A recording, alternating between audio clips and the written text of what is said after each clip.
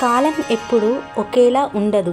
మనం ఇప్పుడు బాధపడుతూ ఉండొచ్చు, కానీ మనం బాధ పెట్టకపోయినా సరే, మనల్ని బాధ పెట్టిన వారు బాధపడే ఒకరోజు ఖచ్చితంగా వస్తుంది. Hello viewers, welcome back to my channel.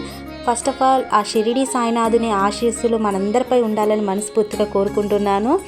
అబద్ధాలు చెప్తే, ఒకరి మీద నిందలు వేస్తే ఈ క్షణం నీలాంటి 10 మందికి నువ్వు కరెక్ట్ కావచ్చు, అలా అని అనిపించవచ్చు.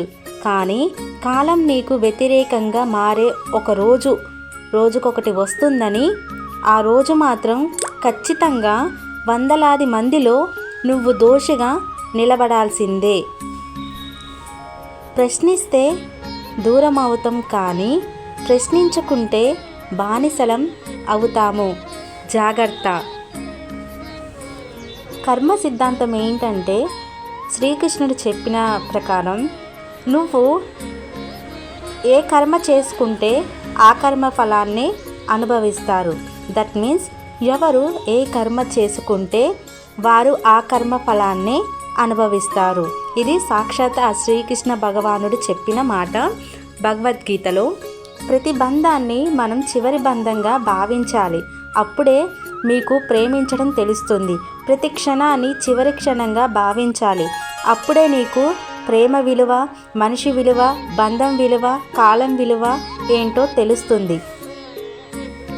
జీవితంలో తెగింపు లేకపోతే కొన్ని సమస్యలకు ముగింపు పలకలేమన్నమాట.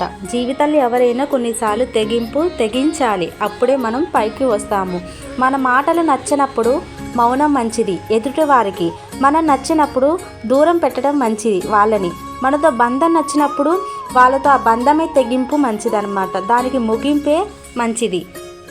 కొన్ని సంబంధాలు ఎంత మాట్లాడినా అద్దె ఇల్లు లాంటివి.